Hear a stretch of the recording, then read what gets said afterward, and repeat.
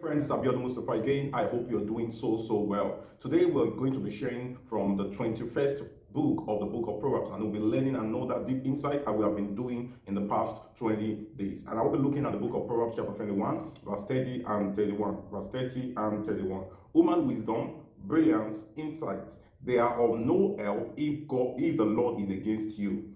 You can get horses ready for battle, but it is the Lord who gives victory. Now, this is going to be very crucial, because a lot of the times you hear people just say, oh, be wise, you will make it. Oh, be brilliant, you'll become great. Oh, just have a lot of insight and then you'll become fulfilled and accomplished in life. But you know one thing, if you have human wisdom, if you have brilliance and you have insight, but yet if God is fighting against you, they will be as though you are just laboring for nothing. You appear like someone who has no wisdom. You appear like someone who has no brilliance. You appear like someone who has no insight. Right now, you can think about someone who is doing a lot of things, reading a lot of books, gathering a lot of wisdom, attending a lot of events, and someone who is so brilliant that you know has a lot of insight, but yet this person struggles to really make it in life.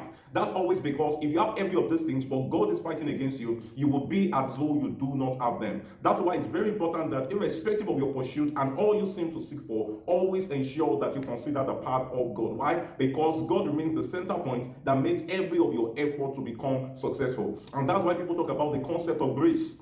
You can see someone who is doing things as little as you, not doing as much as you are, and yet because God is with them, because the grace of God is with them, at the end of the day, they achieve so much. So don't leave God out in your quest of seeking wisdom, seeking brilliance, and seeking insight. And then the other verse says, you can get horses ready for battle, but it is the Lord who gives the victory. All right? It's not enough to own your strategy. Yes, plan, but return back to God and say, God, now I've made my preparation. I need your grace to be victorious at this. That's why you cannot leave out the path of God trying to say you are pursuing being great and successful in life. Don't just make your horses ready for battle. Ensure that you allow the involvement of God, who owns the universe, who created it, who understands more system than you, to be able to give you the victory. I hope you learned something from this book of Proverbs today. Please keep using, and I'd love to see you doing exceptionally well in all that you do. Please do well to like this video, do well to share it, do well to drop comments, and also make sure you stay subscribed to this channel. Till I come your way again tomorrow, remain exceptional and be the best that you can be. Cheers.